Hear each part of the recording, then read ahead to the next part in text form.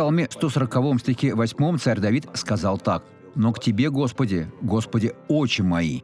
Этого уже достаточно. Не важно, что на вас обрушилось, через какие потрясения вы проходите. Сопротивляйтесь без жалоб.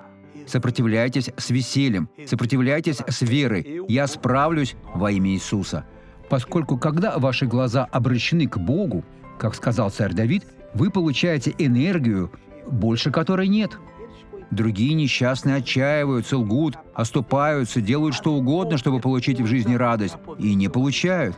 Царь Давид сказал: «Очи мои обращены к Богу. На Тебя уповаю». Уповайте на Бога, брат мой, вы одолеете любую ситуацию. И в завершении он говорит: «Не отринь души моей». Знаете, когда Бог отринет вашу душу? Никогда. С момента, когда вы вручите Ему свою душу и примете Иисуса как Спасителя. С этого момента вы можете прожить на земле еще 100 или 200 лет. Но когда вы уйдете, Бог не отринет вас. Посмотрите на этого благословленного человека. Как долго у вас болел позвоночник? Приблизительно год.